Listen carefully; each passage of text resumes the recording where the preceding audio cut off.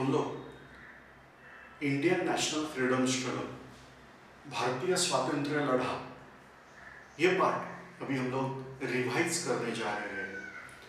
ये एक छोटा सा लेक्चर है जिसमें कम से कम समय में हम लोग ये रिवाइज करेंगे। अगर आपको ये वीडियो समझ में आ गया और पसंद आ गया तो आप हमारा पेड वर्जन है उसमें सब्सक्राइब कीजिए। पेड वर्जन में यही सब नेशनल फ्रीडम स्ट्रगल ये 10 घंटे में रिवाइज किया है। मैं फिर एक बार बोल रहा हूँ कि हम लोग जो करने जा रहे हैं ये भी अभी रिवीजन है और उसके बाद पेड वर्जन में मिलेगा वो भी रिवीजन ही है। वो एकदम डिटेल ऐसा नहीं रहेगा, मगर अभी जो मैं बताने जा रहा हूँ उससे और ज़्यादा डिटेल वो 10 घंटे के रिवीजन में आपको मिलेगा। ये आप अगर कौन से भी कॉम्पिटिटिव एग्जामिनेशन की तैयारी कर रहे हैं जिसमें इंडियन नेशनल फ्रीडम स्ट्रगल ये टॉपिक है, भारतीय स्वातंत्र्य लड़ा ये जो टॉपिक है, तो उसके लिए ये जो अभी मैं बताने जा रहा हूँ ये चीज़ें बहुत सी उपयुक्त चीज़ें हैं। अभी पहली चीज़ ऐसी है कि आपको ये पूरा वीडियो सुनना है। अगर आपको पसंद आ गया तो अपने चैनल पे 2 ऑप्शन होते हैं, सब्सक्राइब और ज्वाइन। तो पेड वर्जन अगर करना है आपको तो ज्वाइन क्लिक कीजिए और जो फॉर्मेलिटीज वो देते हैं कि कार्ड नंबर और जो कुछ रहता है वो आप करेंगे। फीस बहुत कम है, पर मंथ फीस इसके हिसाब से चार्ज किया है। तो ये कोर्स टोटल 10 घंटे का क्लॉक आवर, 60 मिनट का एक क्लॉक आवर, ऐसे टोटल 10 घंटे का ये रहेगा। अगर आपको पेड वर्जन नहीं करना है तो खाली सब्सक्राइब बटन है वो भी दबा सकते हैं, उसमें जो फ्री वर्जन आपको मिलेंगे वो आप देख सकते हैं। अभी मैं तो हिंदी में उतना ज़्यादा फैमिलियर नहीं हूँ, तो मैं जो बात करूँगा आपसे साथ संवाद जो करूँगा वो हिंदी और इंग्लिश ये 2 भाषा मैं कंबाइन करके आपके साथ संवाद करूँगा। तो हम लोग अभी शुरुआत करते हैं इंडियन नेशनल फ्रीडम स्ट्रगल। तो फ्रीडम स्ट्रगल ये जो चीज़ है, स्वातंत्र्य युद्ध, ये स्वातंत्र्य युद्ध भारत में बहुत बार हो चुका है। अगर आपको पता रहेगा, जो एंशिएंट हिस्ट्री में जाके अगर आप देखेंगे तो पर्शियन लोग थे, वो पर्शियन मतलब ईरान वाले लोग, उन्होंने भारत के ऊपर आक्रमण किया था। सिंधु नदी जो एरिया आता है सिंधु नदी के आजू बाजू में, वो सब पर्शियन लोगों के कंट्रोल में था। उसके बाद सिकंदर, जैसे कि अलेक्जेंडर बोलते हैं, वो सिकंदर ने ये प्रदेश में आक्रमण किया था। मगर चंद्रगुप्त मौर्य ये महान सम्राट ने अच्छी तरह से सिकंदर का प्रतिकार, सिकंदर के आक्रमण का प्रतिकार बाद में किया। जब सिकंदर था तभी नहीं हुआ है, मगर सिकंदर जाने के पश्चात वो प्रतिकार हो गया और अखंड भारत की निर्मिति हो गई। महान प्रधानमंत्री चाणक्य इनकी सहायता से चंद्रगुप्त मौर्य ये कर पाया। पूरा उत्तर हिंदुस्तान, जिसको उसी वक्त भारत कहते हैं, अखंड भारत, ये चंद्रगुप्त मौर्य ने करके दिखाया। तो ग्रीक लोगों को भारत के बाहर भगा के अच्छी तरह से भारत की स्वातंत्र्य युद्ध ये किया है। तो ऐसे अनेक बार स्वातंत्र्य युद्ध भारत को परिचित है। शक नाम के लोग आ गए थे एंशिएंट हिस्ट्री में, सिथियन लोग बोलते हैं, उनके साथ तो 2 बार बड़े युद्ध हो गए।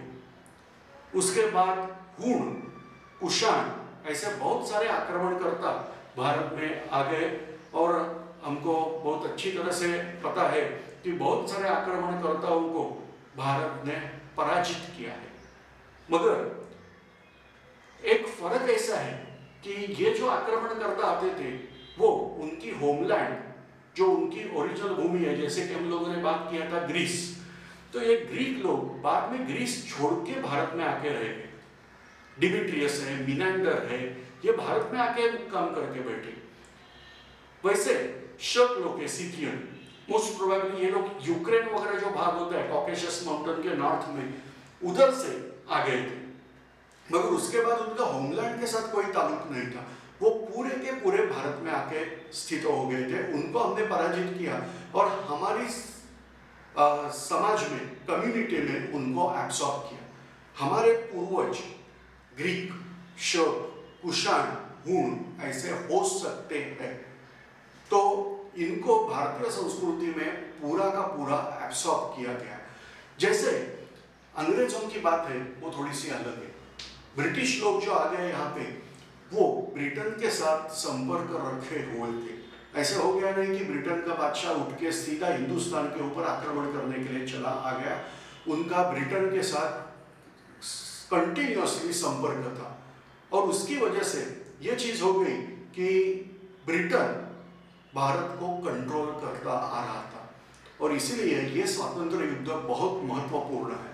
हम लोग इसके थोड़े से विस्तार में जाएंगे, आपको याद रहेगा ही, अगर नहीं रहेगा तो एक बार रिवाइज हो जाएंगे कि ग्रीक लोग ये पहले यूरोपियन, हमारे ये ज्ञात यूरोपियन है जो भारत के ऊपर आक्रमण करने के लिए आ गए थे।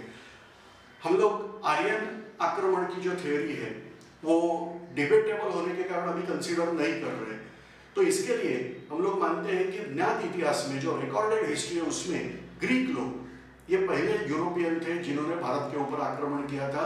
वो भी बहुत प्राचीन समय में 300 BC से भी पहले ये लोग आ गए थे। इसके बाद अगर हम लोग मानते हैं कि सीथियन जो हमारे इधर आ गए थे वो यूक्रेन की तरफ से आए हैं तो वो भी यूरोपियन ही थे। तो ऐसे ग्रीक, बाद में सीथियंस, ये लोग हमारे ऊपर आक्रमण करके आ गए थे। बहुत लोगों का ऐसा लगता है कि यूरोप और भारत में कोई संबंध था ही नहीं, ऐसी बात नहीं है। सातवाहन राज्य काल जो था तभी रोमन लोगों के साथ हमारा बहुत अच्छा संपर्क था और हम लोग रोमन लोगों को बोलते थे हार्श स्पीकिंग यवनांस, कठोर भाषी यवन, ऐसे हम लोग उनको बोलते थे। तो यूरोपियन लोगों के साथ हमारा संपर्क पहले से था, मगर यूरोप से भारत आने का जो मार्ग है वो थोड़ा अलग था। वो पहले यूरोप से समुद्र में बैठ के, मेडिटेरियन सी बोलते हैं, ये मेडिटेरियन सी से इजिप्ट में एक पोर्ट है उसका नाम है अलेक्जेंड्रिया, यहाँ तक आते थे। उसके बाद जमीन से वो रेड सी तक आते थे और रेड सी के बाद फिर एक बार समुद्र में बैठ के वो भारत तक पहुंच जाते थे।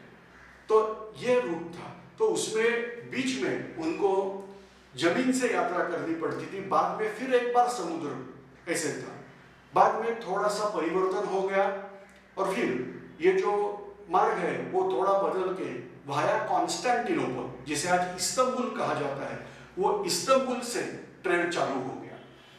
मगर बाद में तुर्क लोग थे, तुर्क मतलब सेंट्रल एशियन पीपल, ये लोगों ने एशिया माइनर या एनाटोलिया करके जो चीज थी, एरिया था, बाइजेंटाइन एम्पायर का, ईस्टर्न रोमन एम्पायर का ये एरिया था, वो ऑक्यूपाई कर लिया और उसे आज टर्की कहा जाता है, तुर्कस्तान या टर्की ऐसे कहा जाता है।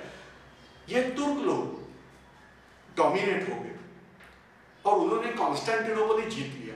कॉन्स्टेंटिनोपल मतलब बाइजेंटाइन एम्पायर की, मतलब ईस्टर्न रोमन एम्पायर की कैपिटल थी और यही कैपिटल जीतने के बाद तुर्क लोगों ने ऐसे कुछ निर्बंध लागू किए कि ये ट्रेड जो कॉन्स्टेंटिनोपल से चलता आ रहा है वो अच्छी तरह से चलेगा नहीं।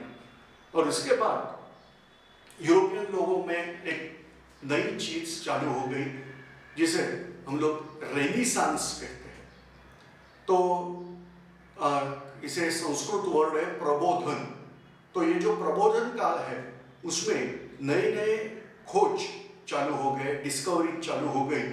इसमें किसी ने तो बोला था कि दुनिया गोल है, फ्लैट नहीं है, ऐसे कुछ नए नए डिस्कवरी चालू हो गई और फिर हिंदुस्तान के लिए ऐसा एक जल मार्ग जो मरीन रोड हो जाएगा, सी रूट हो जाएगा, जो किसी भी भूमि से नहीं आना चाहिए, केवल समुद्र से आप भारत तक आ सकते हैं, ऐसे खोजने की शुरुआत हो गई। उसमें पोर्तुगीज जो सेलर थे, पोर्तुगीज दरियावर्ती, वो बहुत ज्यादा करके आ गए। उसमें बार्थेलोम्यू डायस या बार्थेलोम्यू डियास, एक हमारे पोर्तुगीज दोस्त है, वो बोलते हैं कि ये प्रोनाउंसिएशन डायस नहीं है, डियास करके बोलते हैं। वो बार्थेलोम्यू डियास या बार्थेलोम्यू डायस ये दक्षिण अफ्रीका के कोने तक आके पहुंचा। उधर से वो फिर वापस चला गया उन्होंने नाम दिया केप ऑफ गुड होप, कि यहाँ से हमें गुड होप आगे जाके एशिया जाने का रोड मिलेगा। और वो मिल गया वास्को डी गामा, ये पोर्तुगीज सेलर को।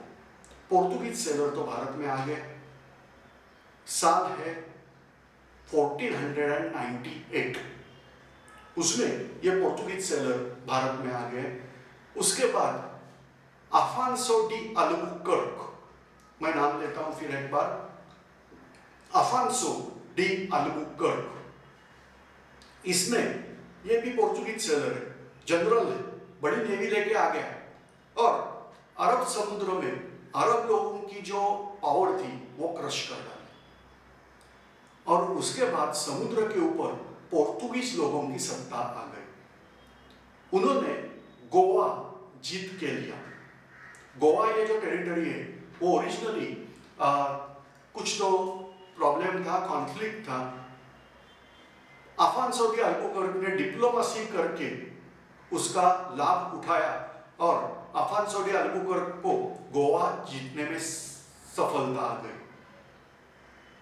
जैसे उनको जमीन मिल गई गोवा की, समुद्र में उनकी पावर आ गई। ये घटना है 1502 की, 1502। इसके बाद पोर्तुगीजों की डोमिनेंसी ये समुद्र के ऊपर आ गई। धीरे धीरे और सारे यूरोपियन ट्रेडर्स ये सी रूट का फायदा उठाते भारत में आना चालू हो गया। मैं ये सब चीजें थोड़ा विस्तार से इसलिए बताता हूँ कि हमको लगता है कि भाई पोर्तुगीज पहली बार आ गए भारत में तो कम्युनिकेशन कैसे हो गया। ये तो पोर्तुगीज भाषा जानेंगे और वो आ गए थे केरल में, मतलब वहां पे लोग मलयालम भाषा जानेंगे, तो एक दूसरे के साथ कम्युनिकेशन कैसा हो गया। तो ऐसी चीज नहीं, हमको यूरोप नहीं पता था, यूरोप को भारत नहीं पता था, ऐसी चीज नहीं है। ट्रेड चलता आ रहा था, अरेबिक लैंग्वेज एक कॉमन मीडिया थी, तो ऐसे करके ये लोग यहाँ पे आके ट्रेड चालू हो गया। धीरे धीरे उन्होंने अपना एम्पायर, साम्राज्य विस्तार चालू किया। मुंबई पोर्तुगीज लोगों ने जीत ली। मुंबई के आजू बाजू वाले छोटे छोटे इलाके पोर्तुगीज ने, जैसे कि वसई बोलते हैं ये लोग, इनको बैसिन बोलते हैं, तो वसई या बैसिन, रेवदंडा, चोल, उसके बाद दादरा नगर हवेली, दीव, दमन, ऐसे बहुत सारे कोस्टल लाइन पे पोर्तुगीजन की पावर आ गई। मगर पोर्तुगीज लोग भारत में सत्ता प्रस्थापित करने में असफल हो गए, क्योंकि वो बहुत उनके रिलीजन के प्रति फैनाटिक थे। जहाँ पे पावर आती है वहाँ पे वो लोगों को हैरेस करते थे, लोगों को रिलीजन बदलने के लिए बहुत सारे एनकरेजमेंट देते थे या उनको तकलीफें देते थे। ऐसे करते हुए पोर्तुगीज लोग भारत में पॉपुलर नहीं हो गए और उसकी वजह से उनका ट्रेड रिस्ट्रिक्टेड रह गया। अभी ये सब चीजें चल रही थी, तभी कोलंबस नाम के एक सेलर था, वो स्पेनिश करके कहा जाता है, मगर ओरिजिनली ये सब सेलर्स थे वो रोमन सेलर थे। तो जिस देश की वो नेशनलिटी लेंगे उसके कहे जाते हैं, मगर ओरिजिनली ये सब रोमन थे। तो कोलंबस ने अमेरिका खोज निकाली, मगर वो अमेरिका नहीं बोलता है, वो बोलता है इंडिया। हमने ढूंढ निकाला है इंडिया, क्योंकि उसकी ठहरे ऐसी थी दुनिया गोल है, तो अगर ईस्ट साइड में इंडिया है तो हम लोग वेस्ट साइड जाएंगे तो भी इंडिया ही मिलेगा। और जो इंडिया उसने ढूंढ निकाला उसको नाम दिया waste India, that is West Indies. तो कोलंबस को पूरा विश्वास था कि जो निकाला, खोज निकाला है वो इंडिया ही था। कोलंबस के मरने के पश्चात उसका शिष्य था, उसका नाम है अमेरिगो द वेस्पुसी। ये अमेरिगो द वेस्पुसी भी रोमन ही था। ये अमेरिगो द वेस्पुसी ने बताया कि कोलंबस ने तो ढूंढ निकाला, वो लैंड तो जरूर है मगर वो इंडिया नहीं है, इंडिया कुछ अलग है, ये जो ढूंढ के निकाला है वो कुछ अलग है। और फिर उन्होंने रिसर्च किया तो उनको मिल गया आगे जाके पूरा कॉन्टिनेंट, उसको बोला जाता है अमेरिका। क्यों? तो अमेरिका तो वेस्पुसी ने बताया करके अमेरिका कहा जाने लगा। अभी ये सब डिस्कवरीज जो चल रही है, वो सब डिस्कवरीज में आगे जो सेलर है वो है पोर्तुगीज सेलर्स और स्पेनिश सेलर। जैसे कि कोलंबस, अमेरिगो वेस्पुसी, ये लोगों ने अमेरिका ढूंढ निकाली। साउथ अमेरिका पोर्तुगीज लोगों ने ढूंढ निकाली। ब्राजील में, भारत में आते समय कुछ साइक्लोन आ गया और इनके जहाज गलत दिशा में गए और पहुंच गए ब्राजील में, इसलिए ब्राजील ये पोर्तुगीज कॉलोनी बन गई। तो ऐसे भारत की खोज करते करते उनको अमेरिका मिल गई थी। अभी इसके पश्चात करीबन 100 साल बाद ब्रिटिश लोग आ गए। तो अभी आपको समझ में आ जाएगा कि ब्रिटिश लोगों ने ये कुछ रिसर्च किया नहीं है। ये सब रिसर्च ये एक तो पोर्तुगीज सेलर का है या तो स्पेनिश सेलर का है, और उसके बाद उसका लाभ उठाने के लिए ब्रिटिश आ गए। ब्रिटिश लोगों ने देखा कि भारत में क्या चल रहा है। भारतीय लोग ये अपने धर्म के प्रति बहुत अच्छी निष्ठा रखते हैं, उनको धर्म के बारे में बोलेंगे तो अच्छा नहीं लगता। ब्रिटिश लोगों ने सीधा डिसाइड किया, नो, रिलीजियस बारे में हम लोगों को कुछ करना नहीं है, लोगों को बिल्कुल तकलीफ नहीं देनी चाहिए रिलीजन के बारे में। भाषा के बारे में Indian people are very rigid towards their languages, ये इंग्लिश में बोल रहा हूँ मैं, तो ये भी ब्रिटिश लोगों को समझ में आ गया। तो ब्रिटिश लोग हमारी भाषा सीखते हुए हमारे साथ संवाद करने लगे। ये पोर्तुगीज लोगों से ब्रिटिश लोग अलग दिखने लगे। और फिर मुगल एम्पायर था जहांगीर, जिसको हिस्ट्री में जहांगीर बोलते हैं, उसका टाइटल है, उसका असल नाम है सलीम। उसने ब्रिटिश लोगों को, जैसे ब्रिटिश एम्बेसडर गए उनके पास, पहले तो कुछ ध्यान नहीं दिया, बाद में बोला कि ठीक है, समुद्र के ऊपर पोर्तुगीज लोगों की सत्ता है, वो हटा दो और आपका डोमिनेंसी आप वहाँ पे एस्टेब्लिश करके दिखाओ, हम लोग आपको ट्रेडिंग के लिए कंसेशन दे देंगे। और फिर ब्रिटिश नेवी यहाँ पे आ गई।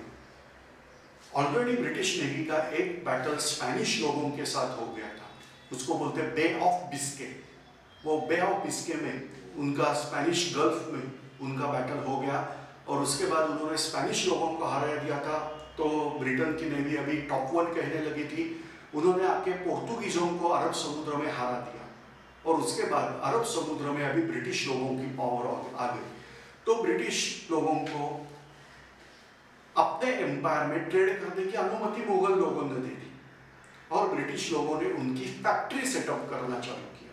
अभी देखो ये वर्ड भी क्या यूज करते हैं, ये गोडाउन ये वर्ड यूज नहीं कर रहे, वर्ड यूज कर रहे हैं फैक्ट्री। तो ऐसे करके उन्होंने यहाँ पे फैक्ट्री सेटिंग चालू किया। तो गुजरात में सूरत है, तापी नदी के मुख, जहाँ पे तापी नदी समुद्र को मिलती है, उसके नजदीक सूरत शहर है, और स्वाली नाम की जगह है, वो स्वाली मतलब पोर्ट है वहाँ। तो ये सूरत, स्वाली, ये सब जगह पे ब्रिटिश लोगों की फैक्ट्री तैयार हो गई। महाराष्ट्र में राजापुर करके एक जगह है, वो राजापुर में ब्रिटिश लोगों की फैक्ट्री हो गई। तमिलनाडु में चेन्नई, जिसे ये लोग मद्रास कहते थे, वहां पे फैक्ट्री सेटिंग हो गया। फिर बंगाल में कोलकाता या कलकत्ता, तो उस वक्त कलकत्ता नाम देके वहां पे फैक्ट्री हो गई। ब्रिटिश लोगों ने ऐसे अपनी फैक्ट्री सेटअप की। बाद में अभी ये यूरोप में लोग, राजा लोग हैं, उनकी शादी होती है तो दहेज करके मुंबई ब्रिटिश लोगों को दहेज में मिल गए। देखो, ब्रिटिश लोग यहाँ पे ट्रेड करने पहले आए थे शुरू में, उसके बाद उन्होंने ट्रेड करने के लिए कंपनी एस्टेब्लिश की, उसका नाम रखा ब्रिटिश ईस्ट इंडिया कंपनी, और ये कंपनी 1600 साल में एस्टेब्लिश हो गई। मैं फिर नाम दोहराता हूँ, ब्रिटिश ईस्ट इंडिया कंपनी। बहुत लोग बोलते हैं ईस्ट इंडिया कंपनी, ऐसी बात नहीं है, उसका पूरा नाम है ब्रिटिश ईस्ट इंडिया कंपनी, क्योंकि फ्रेंच लोग भी आ गए, उन्होंने एस्टेब्लिश की फ्रेंच ईस्ट इंडिया कंपनी। ये ईस्ट इंडिया क्या चीज है, बार बार ये लोग ईस्ट इंडिया कंपनी क्यों बोलते हैं? मुझे पहले लगता था कि मे बी पॉसिबल यहाँ उनकी हेडक्वार्टर थी वो कलकत्ता में थी, तो कलकत्ता ये इंडिया के ईस्ट साइड में आता है करके उसको ईस्ट इंडिया कंपनी नाम दिया था। ऐसी बात नहीं। कोलंबस या अमेरिको वेस्पुसी, ये लोग बोलते हैं वो वेस्ट इंडिया, और वास्को द गामा ने जो ढूंढ निकाला वो ईस्ट इंडिया। बात समझ में आ गई? तो मुंबई है तो भी वेस्ट इंडिया नहीं होता है, ईस्ट इंडिया। कोलकाता भी ईस्ट इंडिया, सूरत भी ईस्ट इंडिया। तो ऐसे ईस्ट इंडिया कंपनी उन्होंने एस्टेब्लिश की। 1600 में British East India company establish हो गई। उसके बाद पोर्तुगीज लोगों, फ्रेंच लोगों की French east India company, Dutch लोग हैं। डच लोग मतलब हॉलैंड, अभी मैप में ढूंढने जाओगे तो हॉलैंड मिलेगा नहीं, अभी उन लोगों ने नाम बदल दिया है, उसका नाम है नीदरलैंड्स। तो नीदरलैंड या हॉलैंड, यहाँ के जो लोग हैं उनको बोला जाता है डच लोग। तो उनकी कंपनी एस्टैब्लिश हो गई। ऐसे बहुत सारे ट्रेडर्स यहाँ पे आने लगे, यूरोप के लोग, डेनमार्क के भी लोग आने लगे। अभी यहाँ पे ब्रिटिश लोगों ने बड़ी होशियारी से, जब भी पोर्तुगीज राजकन्या के साथ ब्रिटिश राजा का विवाह हुआ था, तभी बोला हमको मुंबई आइलैंड्स चाहिए। अभी मुंबई नहीं, तभी ये लोग बॉम्बे बोलते हैं। ऐसा बोला जाता है कि पोर्तुगीज लैंग्वेज में बॉम्ब, इसका मतलब गुड़ होता है, कैसे पता नहीं, मगर वो बॉम्ब मतलब गुड़। एंड बे, बे मीन्स उपसागर, छोटा समुद्र, तो इसके लिए उन्होंने बॉम्बे ऐसा नाम रखा था, ऐसे बोलते हैं। दूसरी नाम की एक उत्पत्ति ऐसी बोली जाती है कि यहाँ पे देवी का मंदिर है, उसको बोलते हैं मुंबा देवी, ये मुंबई की ग्राम देवता है, तो इसलिए इसको मुंबई बोलते थे। ये लोगों ने करप्टेड वर्ड किया बॉम्बे, जैसे कि वसई है बैसिन, तो वैसे ही ये हो गया। और फिर मुंबई ब्रिटिशों को मिल गई 1663 में। तो देखो ये चीज़ एट ए टाइम नहीं हो गई। 1600 में British East India company establish हो गई। 1660 में ब्रिटिशों को वर्चुअली पावर मिल गई मुंबई की, मगर प्रैक्टिकली नहीं मिली। प्रैक्टिकली और 3 साल इंतजार करना पड़ा। 1663 में मुंबई आइलैंड्स ब्रिटिशों को मिल गए। मुंबई मिलने के बाद ब्रिटिशों का ट्रेड बहुत अच्छी तरह से हो गया, क्योंकि मुंबई ऐसी चीज है कि तभी तो 7 आइलैंड्स थे। और भारतीय लोग नेवी के प्रति ज्यादा विश्वास नहीं रखते थे। जो पुराने भारतीय लोग हैं उनकी बहुत बड़ी अच्छी नेवी थी। आपको पता रहेगा जो चोल एम्पायर है तमिलनाडु का, तंजावर का, वो राजा चोल, राजेंद्र चोल, बहुत बड़ी नेवी उनकी रहती थी। हमारी नेवी बहुत पुरातन है। जैसे कि आपको पता रहेगा तो गुजरात में लोथल नाम की जगह है। ये लोथल में इंडस वैली सिविलाइजेशन साइट है, सिंधु संस्कृति की सभ्यता वो जो है वो लोथल में आती है। तो लोथल में एक डॉक, मतलब जैसे कि बोट आके खड़ी करने के लिए जगह, ये भी मिल गई। और वहां पे एक सील मिल गया, उसके ऊपर बोट का चित्र है।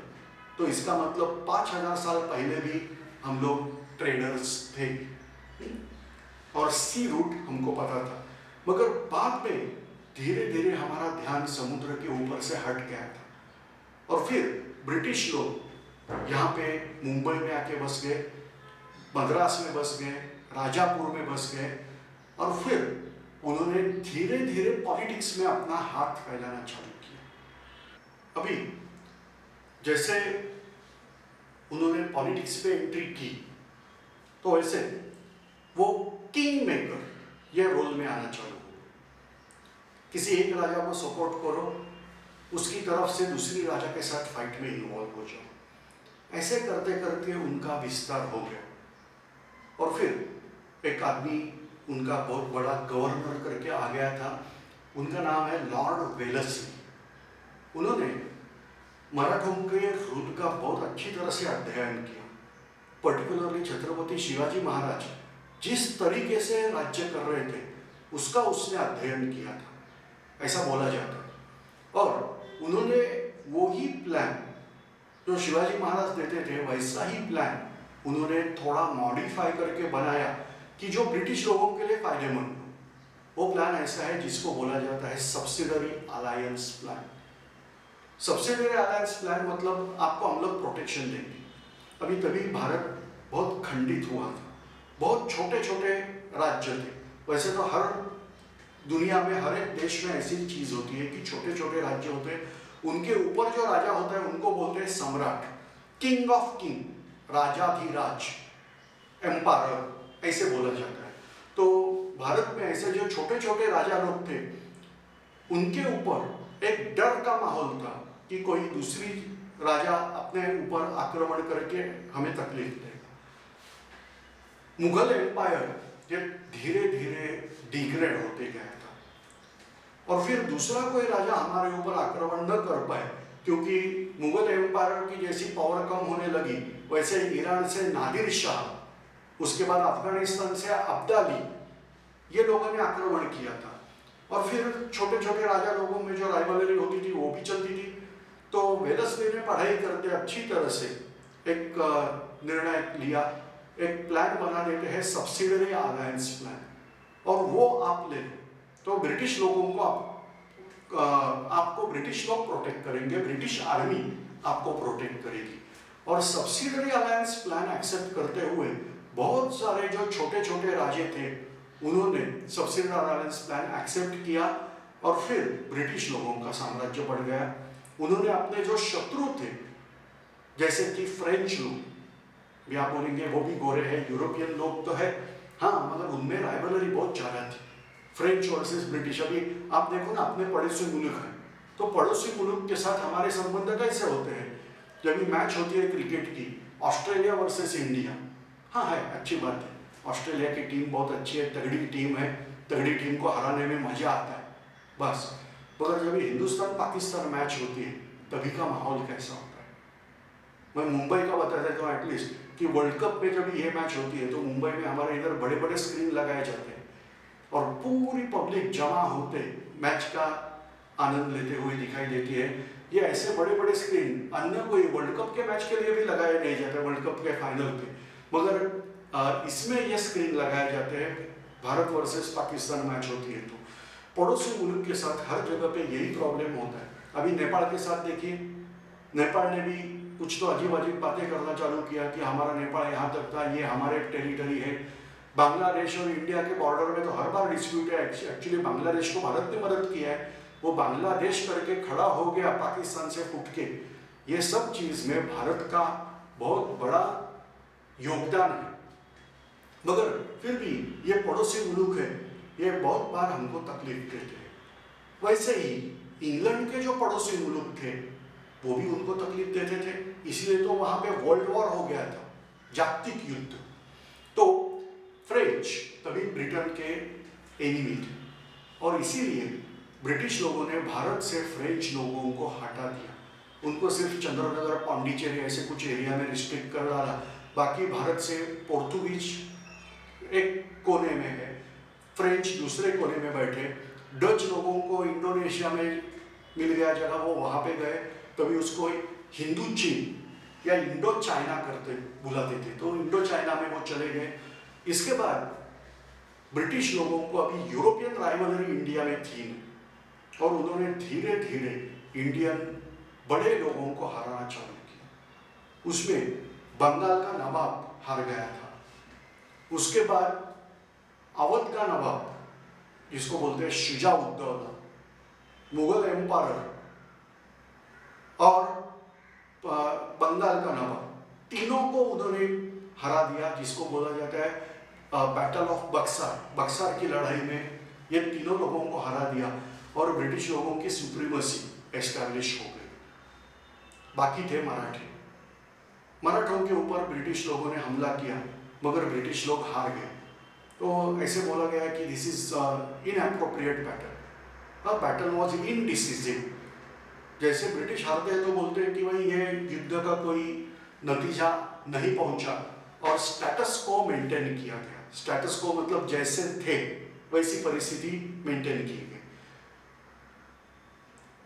पंजाब में राजा रणजीत सिंह, इनके नेतृत्व में बड़ी अच्छी पावर डेवलप हो गई थी। ब्रिटिशों को पता था ये उभरती हुई पावर है, ब्रिटिशों ने उनके साथ हम लोग मैत्रीपूर्ण व्यवहार करेंगे करके ट्रीटी किया, और रणजीत सिंह को बताया गया कि आप सतलज नदी के दक्षिण में नहीं आएंगे और हम लोग सतलज नदी के उत्तर में नहीं आएंगे। तो इसलिए उन्होंने पंजाब को एक अलग रख दिया। अभी मराठों के साथ दूसरा युद्ध हो गया, मराठे हार गए, फिर हर एक को ब्रिटिश लोगों ने सब्सिडरी अलायंस प्लान लेने को मजबूर किया। तीसरा युद्ध 1818 में हो गया, इसमें ब्रिटिश लोगों के हाथ में पूरी पावर आ गई, मराठे पूरे हार गए। ऐसे ही उन्होंने नेपाल के साथ युद्ध किया। नेपाल का जो बहुत बड़ा हिस्सा है वो ब्रिटिश लोगों ने अपने कंट्रोल में लिया। जो भी नेपाल अभी बोलते हैं कि हमारा एरिया भारत के कब्जे में है, तो वो एक्चुअली एरिया जो है वो ब्रिटिश लोगों ने कब्जे में लिया था। जैसे कि उत्तराखंड करके जो स्टेट है वो बहुत नेपाल का हिस्सा था, मगर ये युद्ध में ब्रिटिश लोगों के साथ युद्ध में वो खो गए। इसके बाद सिंध टेरिटरी उन्होंने जीत लिया।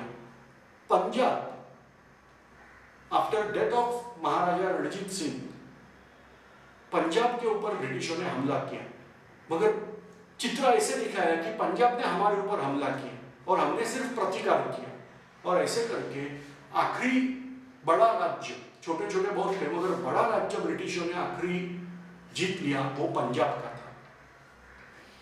अभी ब्रिटिश लोगों का राज यहाँ पे चालू हो गया, मगर उनके ऊपर कंट्रोल था ब्रिटिश लोगों के ऊपर, ब्रिटिश पार्लियामेंट का, क्योंकि अमेरिका में कुछ उल्टी चीज हो गई थी।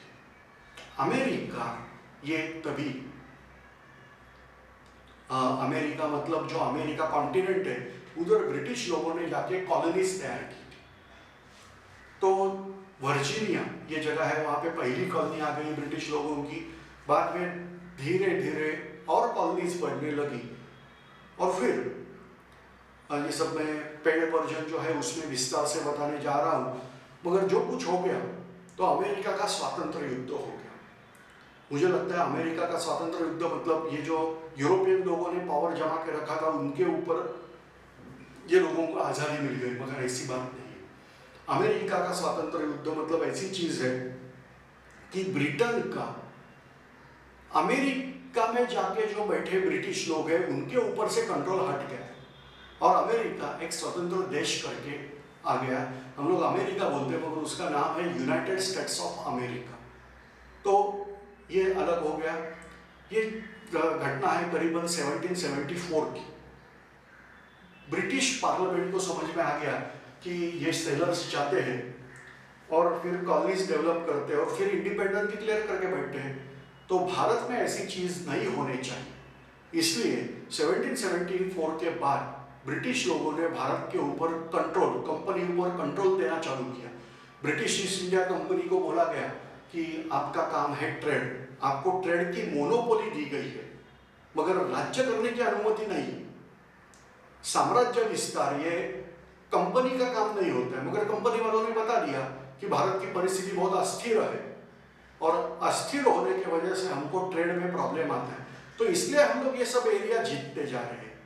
तो ब्रिटिश पार्लियामेंट ने बोला ठीक है, अच्छी बात है, but you are there on behalf of British crown.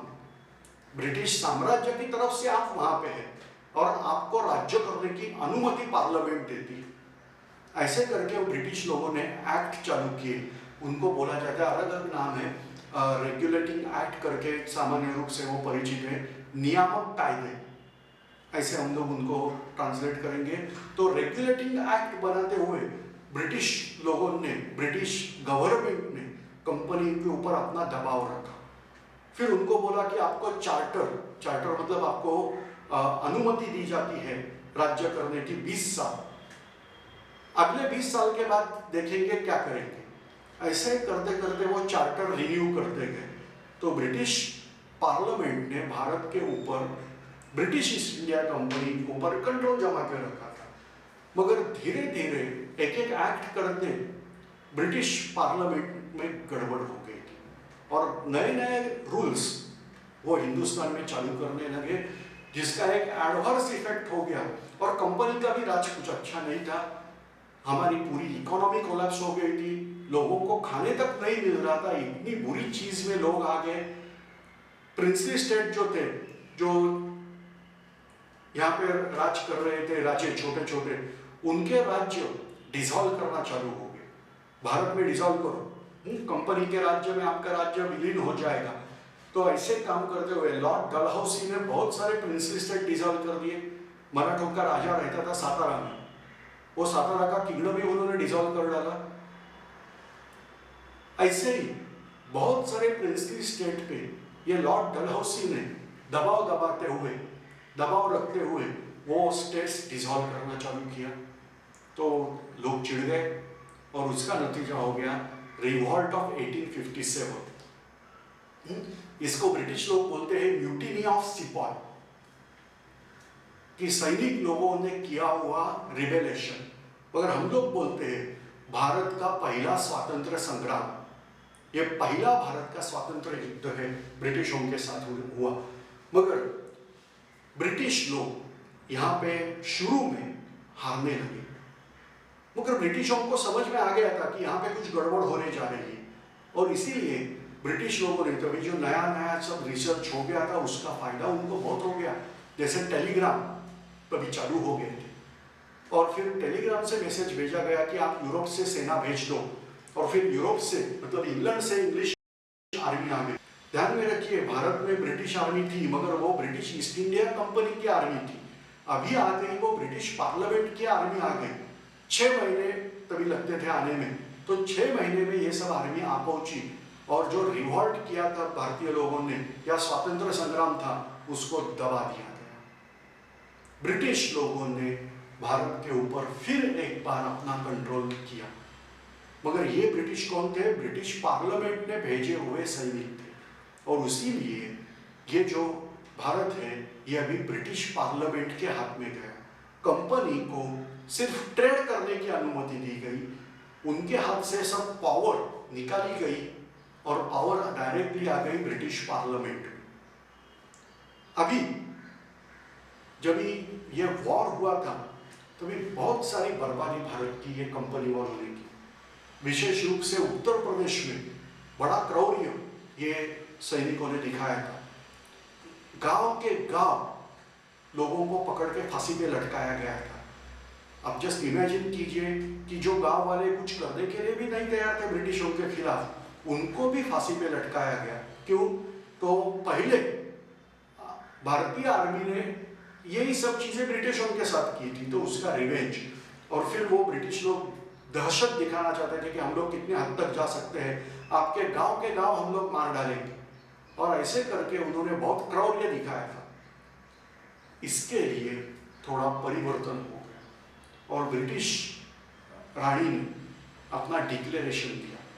उसमें बोले कि हम लोग अभी आपको ब्रिटिश सिटीजन करके मानेंगे, आपके धर्म में हम लोग इंटरफियर नहीं करेंगे, प्रिंसली स्टेट को डिसॉल्व नहीं करेंगे, ऐसे सब पॉजिटिव थिंग और क्वींस डिक्लेरेशन में दी गई।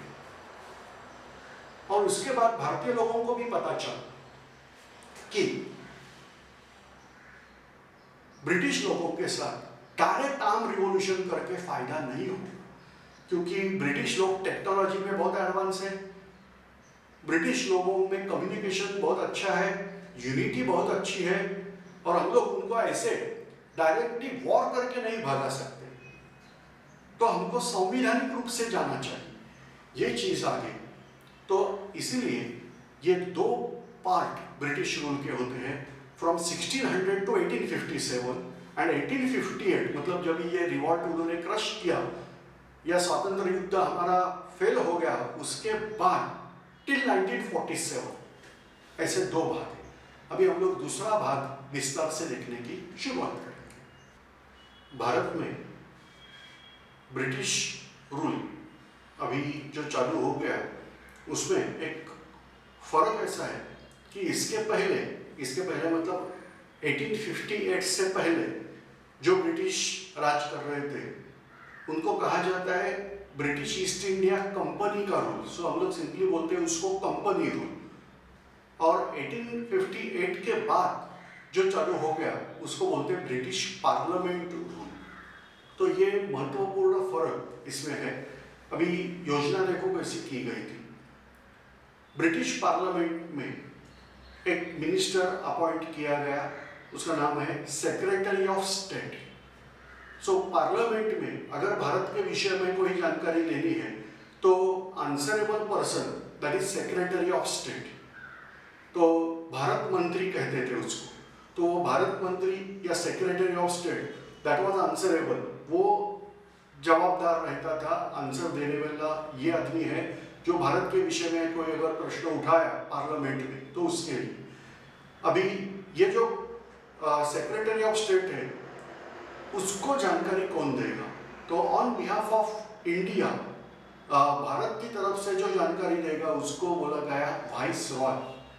तो इसके पहले यहाँ पे गवर्नर जनरल ये पोस्ट थी, तो गवर्नर जनरल पोस्ट ये कैंसल किया गया या उसका परिवर्तन किया गया वाइस रॉय ये पोस्ट में। तो viceroy was considered as chief of India at that time, और चीफ ऑफ इंडिया ये जानकारी देगा सेक्रेटरी ऑफ स्टेट को। सेक्रेटरी ऑफ स्टेट ये आंसरेबल रहेगा ब्रिटिश पार्लियामेंट को, और पार्लियामेंट बोलेगा तो chief of parliament, British parliament जो है उसका एक्चुअली मतलब ब्रिटिश जो डेमोक्रेसी है उसमें भी किंग राजा का महत्व सबसे महत्वपूर्ण है। ये क्या बोलते हैं लोग उसको, एक नॉमिनल स्टेटस, प्रत्यक्ष अधिकार राजा के हाथ में नहीं होता है, मगर ऐसा माना जाता है कि घटनात्मक प्रमुख जो संविधानात्मक प्रमुख होता है वो किंग, और इसीलिए ब्रिटिश राजा के प्रति भारत में रह के काम करने वाला वो है वाइस रॉय। वाइस रॉय को एडवाइस सलाह देने के लिए एक काउंसिल एस्टैब्लिश किया गया, उसमें 10 मेंबर ये ब्रिटिश पार्लियामेंट अपॉइंट करने वाली थी, और 10 मेंबर ये company British East India company appoint करने वाली थी, क्योंकि अल्टीमेटली पेरेंट बॉडी जो है भारत को कंट्रोल करने वाली वहाँ की उस वक्त की वो है ब्रिटिश ईस्ट इंडिया कंपनी। तो 50% वेटेज कंपनी को दिया गया, 50% वेटेज पार्लियामेंट को दिया गया, and final power was in hands of viceroy, और ऐसे करके कारोबार चालू हो गया। अभी हेडक्वार्टर जो है या कैपिटल बोलेंगे, that was Calcutta, that is the capital eight that time, that was capital of India. वहां से लेके सब कारोबार चलता था। अभी भारतीय लोगों के एक चीज समझ में आ गई थी कि ब्रिटिश लोगों के साथ हाथापाई करके हम लोग आज़ादी नहीं मिला सकते, मगर आज़ादी तो मिलना जरूरी है। ऐसे हुआ नहीं कि फ्रीडम की होप हमने छोड़ दी, मगर कुछ समय तक थोड़ा सा स्टैग्नेंट माहौल ऐसा चल गया था। ब्रिटिश लोगों ने देख लिया एक बार माहौल शांत हो गया है, तो फिर उनके अत्याचार वगैरह चीज़ें शुरू हो गई, और फिर इसके लिए फिर एक बार रिवॉल्ट हो गया। मगर ये जो रिवॉल्ट हो गया था वो ऑल ओवर इंडिया लेके नहीं हुआ, मगर महाराष्ट्र के छोटे से हिस्से में ये रिवॉल्ट हो गया। अभी ये छोटा सा हिस्सा जो है उसमें रिवॉल्ट हो गया, तो उतना टेंशन लेने की क्या जरूरत थी ब्रिटिश लोगों को, क्योंकि ब्रिटिश लोगों की यहाँ पे एक थियरी थी कि ब्रिटिश रूल हम लोग ज़्यादा से ज़्यादा कैसे एक्सटेंड कर पाएंगे इंडिया में। तो उसके लिए ऐसी थियरी थी, तो समवॉट जो थियरी है वो अलेक्जेंडर के जो गुरु है एरिस्टोटल की थियरी जैसी है। एरिस्टोटल क्या बोलता है, world is divided into 2 part, दुनिया 2 ग्रुप में डिवाइड हो गई है, एक है ग्रीक और दूसरा है नॉन ग्रीक। ग्रीक्स सबसे अच्छे हैं लोग, नॉन ग्रीक जो है वो सब वाइल्ड लाइफ ऐसे थे। अलेक्जेंडर को क्या करना था, नॉन ग्रीक को जीतना है और उनको ग्रीकों जैसा बनाना है। तो ऐसे समवॉट थियरी ब्रिटिश लोग लगाते थे कि यहाँ पे आके इंग्लिश एजुकेशन देना, सो हम लोग इंग्लिश बोलना जान जाएंगे। फिर इंग्लिश कंपल्सरी किया गया, क्योंकि अगर इंग्लिश पढ़ेंगे आप तो जॉब मिलेगा, गवर्नमेंट जॉब मिलेगा, तो हम लोग गवर्नमेंट जॉब के पीछे लगे। अभी गवर्नमेंट जॉब मिला तो जैसे हम लोग बोलते हैं कि जो वरिष्ठ अधिकारी होते हैं उनकी कॉपी कनिष्ठ लोग करते हैं, तो वरिष्ठ अधिकारी तो ब्रिटिश थे, तो ब्रिटिश लोगों जैसे बर्ताव भारतीय लोग करने लगेंगे। फिर उनको न्यूज़पेपर रीडिंग की आदत लगा दो, ब्रिटिश स्टाइल से जीना उनको सिखा दो, तो उसकी वजह से वो लोग ब्रिटिशों प्रति एकनिष्ठ रहेंगे। अंग्रेज यहाँ पे ज्यादा देर तक, देखो खुद ब्रिटिश नहीं मानते हैं कि they are there for perpetual, कायम स्वरूपी राज्य वो नहीं करना चाहते थे, मतलब वो जानते थे कि वो ये तो होगा नहीं, मगर वो इतना चाहते थे कि हमारा राज्य ज्यादा से ज्यादा यहाँ पे टिकना चाहिए। तो उनके थ्योरी के हिसाब से इंग्लिश एजुकेशन, गवर्नमेंट जॉब, अच्छी सैलरी ये देने के बाद जो वर्ग तैयार हो जाएगा उसको बोलते हैं व्हाइट कॉलर पार्ट। तो ये जो व्हाइट कॉलर पीपल है ये ब्रिटिशों प्रति एकनिष्ठ रहेंगे और बाकी लोग व्हाइट कॉलर लोगों को अनुकरण करते हैं तो वो भी ब्रिटिशों प्रति एकनिष्ठ रहेंगे। तो ऐसे कुछ तो योजना थी। अभी महाराष्ट्र में जो रिवेलेशन हो गया वो किया था वासुदेव बळवंत फडके, ये नाम के आदमी है। ये वेल एजुकेटेड आदमी था। कंपनी ने ब्रिटिश गवर्नमेंट में ये क्लर्क पोस्ट में काम करता था। तो इसका मतलब ऐसी बात है कि ब्रिटिश थ्योरी के हिसाब से इन्होंने ब्रिटिशों प्रति लॉयल रहना जरूरी था। मगर वासुदेव बळवंत फडके ऐसे नहीं थे। उनके प्रेरणा स्थान थे छत्रपति शिवाजी महाराज, बाजीराव पेशवा।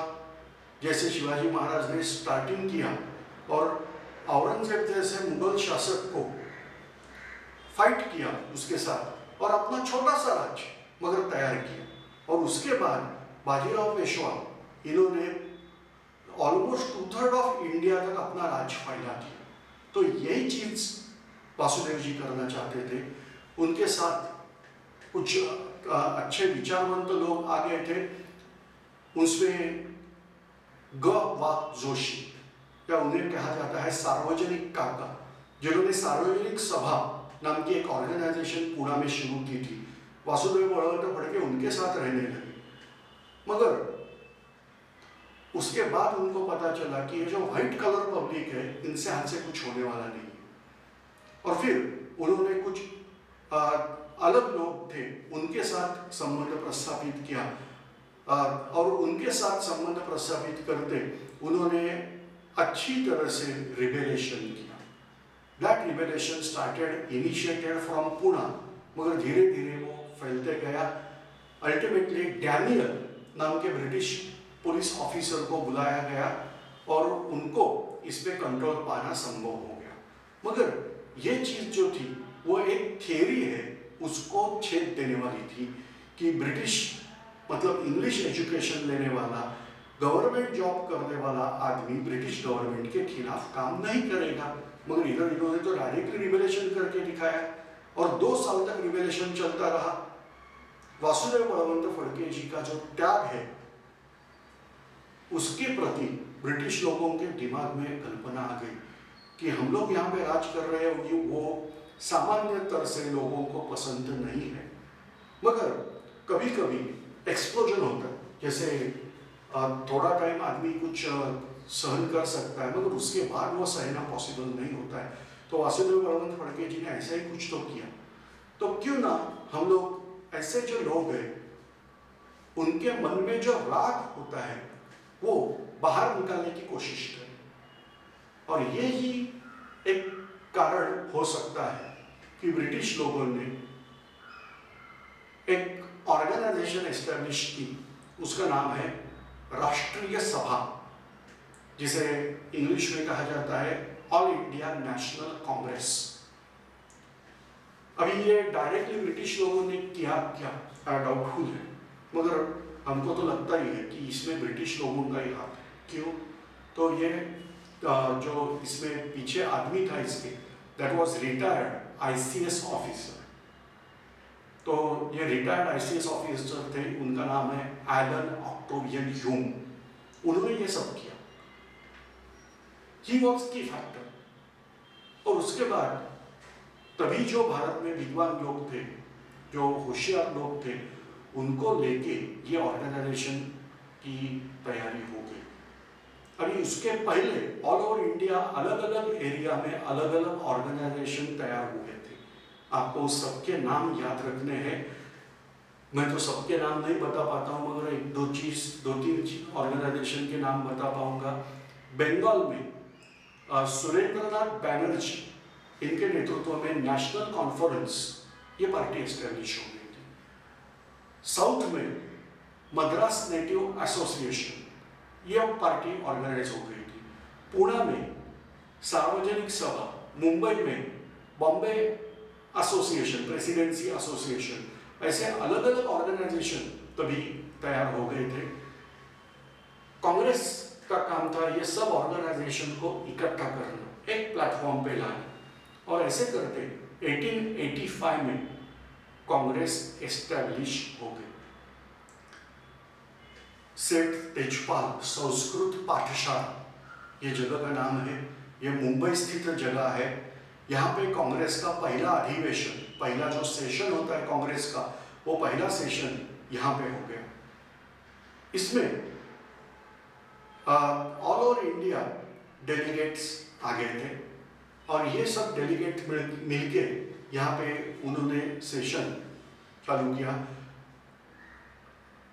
रियलिटी ये है कि ये सेशन पुणे में होने वाला था, मगर तभी पुणे में एक पैंडेमिक डिसीज जैसे प्लेग है वो बहुत फैला हुआ था और उसकी वजह से वो पुणे छोड़ के मुंबई में कांग्रेस की स्थापना एस्टैब्लिशमेंट हो गई।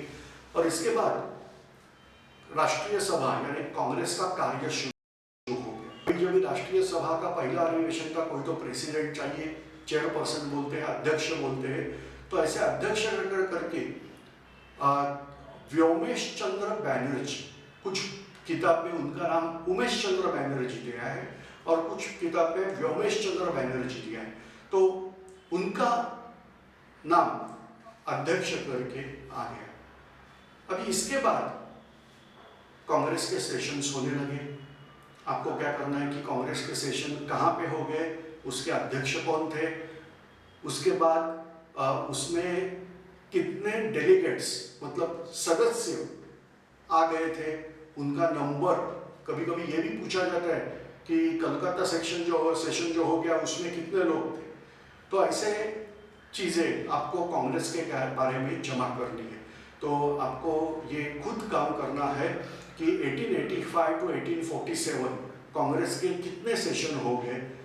हर एक साल में एक सेशन होता था, तो ये जो सेशन होता है उसके चेयरपर्सन या अध्यक्ष कौन थे, उसके बाद कांग्रेस के अध्यक्ष की सूची। जैसे कि हम लोग भारत संविधान में ये तो चीज़ें मानते नहीं है कि धर्म, भाषा, जात, लिंग, ये चीज़ हम लोग मानते नहीं है, भेदभाव इससे करते नहीं।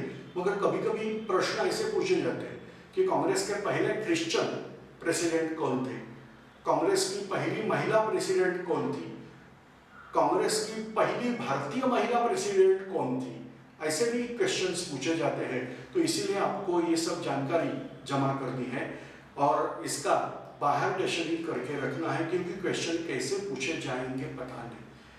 अभी कुछ लोग हैं जो 2 बार कांग्रेस के अध्यक्ष बन चुके हैं, तो ऐसे लोगों की भी सूची आपको करनी है। 2 से ज़्यादा बार कौन कांग्रेस के अध्यक्ष बन गए सेशन के, उनकी सूची भी आपको तैयार करनी है। तो ये सब काम आप करेंगे। डेटा कलेक्शन ये पार्ट इसके लिए होता है। और फिर ये जो सब होता है कि फर्स्ट मुस्लिम प्रेसिडेंट कौन, क्रिश्चियन प्रेसिडेंट कौन, इसके बाद आप जो एरिया में है वहाँ के एरिया के कभी प्रेसिडेंट हो गए क्या। तो हम लोग मुंबई से हैं, तो पहले महाराष्ट्रियन प्रेसिडेंट कौन बने। तो ऐसे सब क्वेश्चंस लोकल जो पब्लिक सर्विसेज कमीशन होता है उसके एग्जाम में ये भी क्वेश्चन पूछा जा सकता है। तो इसीलिए कांग्रेस के सेशन प्रेसिडेंट कौन थे उनके, और उसके बाद वो सेशन की हम लोग बोलते हैं उसको विशेषता क्या थी, तो उसमें क्या एग्जैक्टली नई चीज क्या हो गई। अभी कुछ सेशन है उसमें 2 प्रेसिडेंट बन गए, एक ही सेशन में कांग्रेस के 2 प्रेसिडेंट भी हो गए, तो वो सेशन कौन से, ये सब आपको याद करना है। वंदे मातरम ये बहुत प्रेरणादायी गीत है, ये कांग्रेस के कौन से सेशन में पहली बार गाया गया, ये भी क्वेश्चन पूछा गया है। तो आपको कांग्रेस के सेशंस बहुत अच्छी तरह से ये सब तैयार करने हैं। अभी कांग्रेस की डिमांड क्या थी, जैसे कि ये रूल चालू हो गया तो कांग्रेस की डिमांड पहले में क्या थी। तो शुरू में बहुत सिंपल डिमांड कांग्रेस वाले रखते थे। कांग्रेस मतलब इंडियन नेशनल कांग्रेस। तो इसमें ऐसा था कि आईसीएस की एग्जाम जिसको भारतीय लोग बैठ सकते थे वो अटेंड कर सकते थे, मगर उसके लिए इंग्लैंड जाना पड़ता था। तो इससे अच्छा है कि आप वो भारत में ले लो। आईसीएस एग्जाम का जो एज लिमिट है वो बहुत कम था, वो थोड़ा बढ़ा दो। आर्मी यानी कि डिफेंस सर्विस में भारतीय लोगों को प्रमोशन देना जरूरी है। जैसे कि आप जानते हैं कि 1857 से पहले हम लोग मतलब भारतीय लोग सिर्फ ब्रिगेडियर ये पोस्ट तक ही ऊपर जा सकते थे। इसके आगे वाले पोस्ट भारतीय लोगों के लिए नहीं थे, तो हमको और ऊपर वाले पोस्ट भी हमको चाहिए। तो ऐसे कुछ डिमांड कांग्रेस के लोगों ने उस वक्त किए थे, मगर ब्रिटिश लोगों ने जो जवाब दिया था वो ऐसा ही था कि बहुत अच्छे डिमांड है आपके, really we have to think over it, हमको इसके प्रति विचार करना जरूरी है। देखो एक अच्छी चीज होती, कभी डिनाई करना है तो अगर बोलेंगे कि हम ये मंजूर नहीं करेंगे तो बात अलग होती है। अगर बोलेंगे कि यस आपका सुझाव बहुत अच्छा है, हम लोग उसके ऊपर विचार करेंगे, अभी विचार करेंगे बोला तो सामने वाला भी कुछ नहीं कर सकता है ना, तो ये बात हो गई। और फिर कांग्रेस का कार्य शुरू हो गया, मगर उसमें कुछ ज्यादा जान नहीं थी। लॉर्ड डफरिन इन्होंने तो बता दिया, Congress represents microscopic minority of the people. See the word, कैसे शब्द ये लोग यूज कर रहे हैं, माइक्रोस्कोपिक माइनॉरिटी, सिर्फ माइनॉरिटी भी नहीं बोल रहे। तो ऐसे कुछ कांग्रेस का इंसल्ट करना चालू हो गया। इसका रीजन ये था कि लोगों को ऐसा लगता था कि कांग्रेस ये गवर्नमेंट की बॉडी है, और फिर लोग उसी तरह से देखते थे। फिर ब्रिटिश लोगों ने और दूसरा तरीका अपनाया कि भाई ना बोलो तो लोग बोलेंगे नहीं ये करना है, हाँ बोलो तो लोग बोलेंगे नहीं करना है, तो बोलो कांग्रेस का काम मत करो। अगर गवर्नमेंट सर्वेंट है तो आप कांग्रेस ज्वाइन नहीं कर सकते, कांग्रेस में काम करना है, अगर स्पीच देना है तो आपको डिपॉजिट रखना पड़ेगा, अगर गलत स्पीच दिया तो डिपॉजिट हम लोग खा लेंगे। और ऐसे तरीके से कांग्रेस को फ्लरिश करने का काम ब्रिटिश लोगों ने शुरू में किया। फिर एक दिन एलन ह्यूम बोल दिया कि भाई what is the role of Congress. Congress was established to set dialogue between common Indian and British government।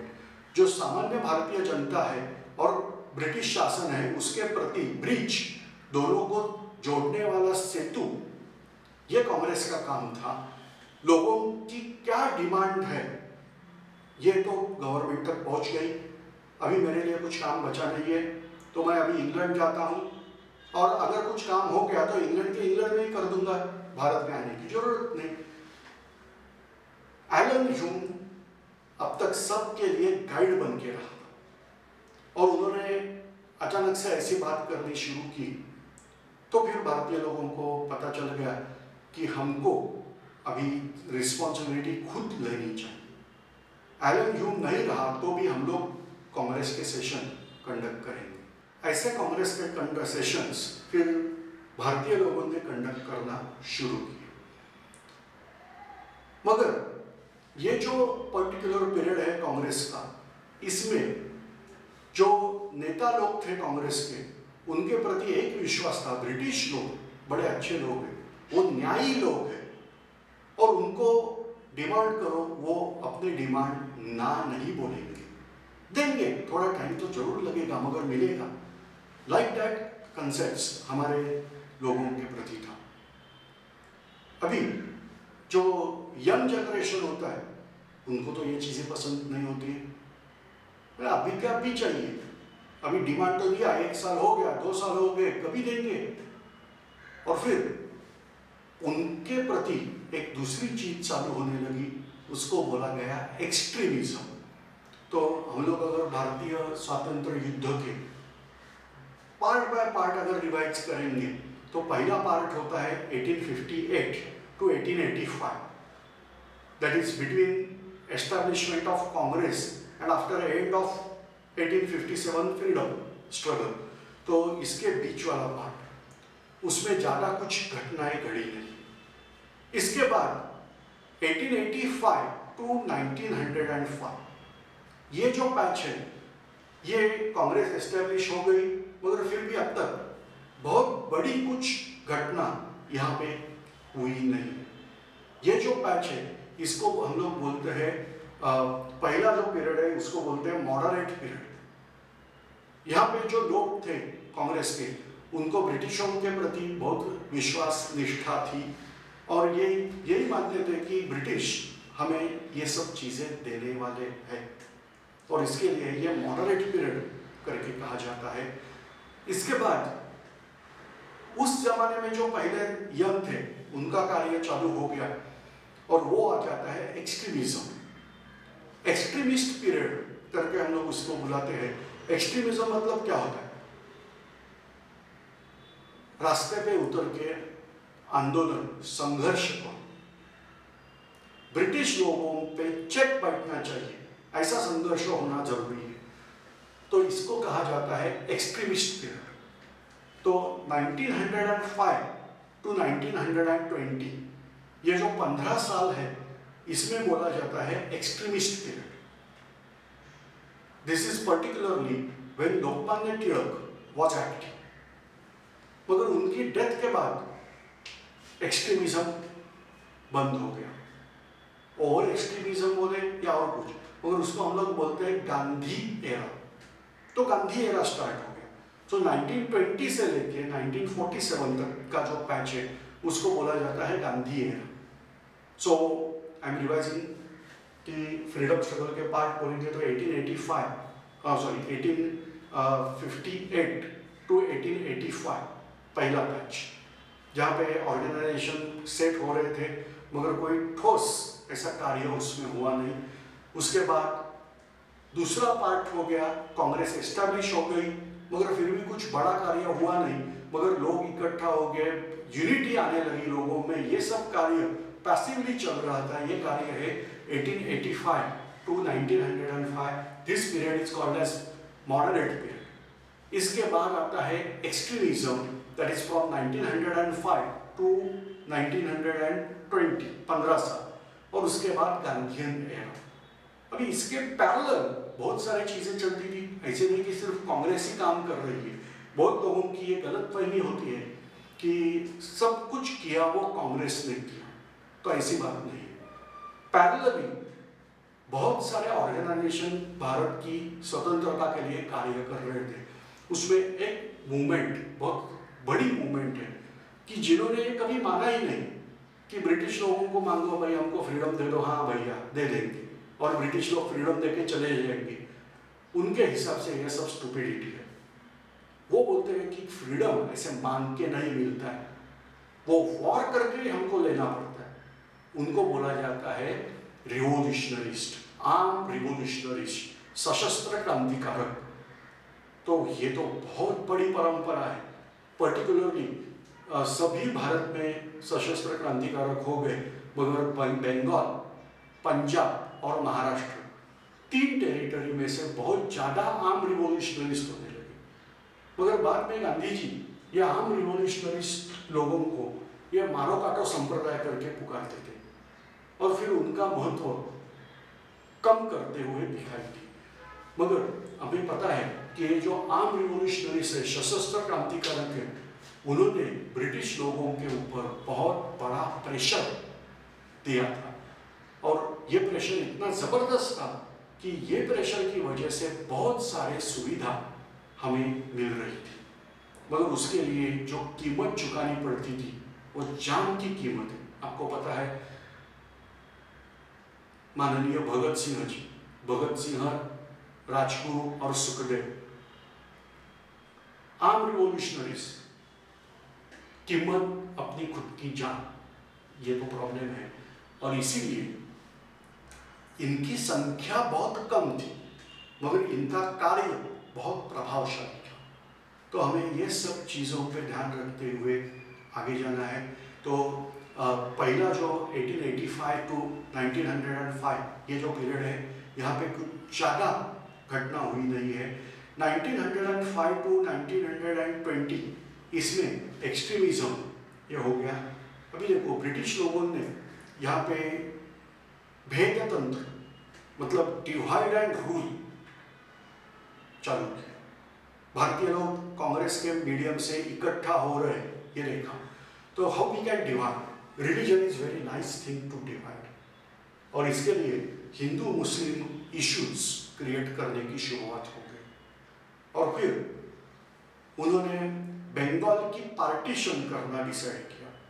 अभी ये जो वाइसरॉय करके जो लोग आते थे, अपॉइंट किए जाते थे, वो हर एक वाइसरॉय अपनी अपनी कुछ स्ट्रैटेजी लेके आता है। देखिए, ये तो हर वक्त जगह होता है। प्राइम मिनिस्टर है तो हर एक प्राइम मिनिस्टर अपनी खुद की कुछ आइडियोलॉजी लेके आगे आता है, और जब तक वो प्राइम मिनिस्टर रहता है तब तक उनकी आइडियोलॉजी बहुत अच्छी तरह से वो इम्प्लीमेंट करने की कोशिश करता है। तो वैसे ही ब्रिटिश लोगों में जो वाइसरॉय करके आते थे वो खुद कुछ तो स्ट्रैटेजी लेके आते थे, या उनको बोला गया था कि you have to behave like this. Sir for example there was a viceroy, एक वाइसरॉय था, उनका नाम है Lord Ripon. I am revising, Lord Ripon. तो ये जो लॉर्ड रिपन है ये बहुत क्या बोलते हैं, लिबरल किस्म का मुक्त विचारों का आदमी था। उन्होंने भारत में बड़ी अच्छी काम की थी, जैसे कि म्यूनिसिपल कॉरपोरेशन, फिर वर्नाक्युलर प्रेस एक्ट, उसमें बहुत जगह पे लॉर्ड रिपन बहुत महत्वपूर्ण आदमी। अभी एक बिल पार्लियामेंट में आ गया था, उसका नाम है इल्बर्ट बिल। तो इल्बर्ट बिल में ऐसा दिया था कि जज तो जज होता है ना, तो जज का कलर होता है व्हाइट एंड ब्लैक ऐसे कुछ। इसके पहले ऐसा था, इल्बर्ट बिल आने से पहले, कि अ डिस्प्यूट इज देयर, एक झगड़ा है जो दो ब्रिटिश लोगों में है तो जज ब्रिटिश ही चाहिए। अगर झगड़ा एक ब्रिटिश और एक भारतीय आदमी में है तो भी जज ब्रिटिश ही चाहिए, और अगर झगड़ा दो भारतीय लोगों में है तो जज भारतीय भी हो सकता है और ब्रिटिश भी हो सकता है, कोई भी हो सकता है। तो ये बात बराबर नहीं थी। इल्बर्ट बिल में ऐसा बोला गया जज इज जज, और उसके लिए वो ब्रिटिश है या भारतीय है ऐसे भेदभाव करने की जरूरत नहीं। ब्रिटिश लोगों के लिए भी भारतीय जज काम कर सकते हैं, मगर ब्रिटिश लोगों को बहुत गलत महसूस हो गया कि एक भारतीय आदमी जज की कुर्सी पे बैठेगा और हम उसको बोलेंगे माय लॉर्ड, नहीं चलेगा। और इसके लिए उन्होंने आंदोलन चालू किया और गवर्नमेंट को बिल पीछे लेना पड़ा। यह सब चित्र हमारे मन में तैयार हो गया। अब तक हम लोग मानते थे कि बिल आ गया मतलब वो पास होके उसका लॉ ही बनने वाला है, मगर अभी पता चला कि गवर्नमेंट बिल वापस भी ले सकता है। हमारे सामने एग्जाम्पल हो गया। और फिर बंगाल की पार्टीशन जैसे डिसाइड की गई तो हमने सोचा ये पार्टीशन ब्रेक करनी चाहिए। लॉर्ड कर्जन करके वाइसरॉय था। ये लॉर्ड कर्जन इंपीरियलिस्टिक व्यू वाला था, मतलब साम्राज्यवादी दृष्टिकोण वाला था।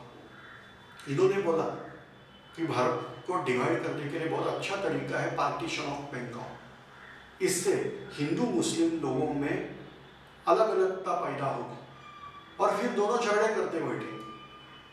तो कांग्रेस ने अपोज किया, ऐसे पार्टीशन करने की जरूरत नहीं।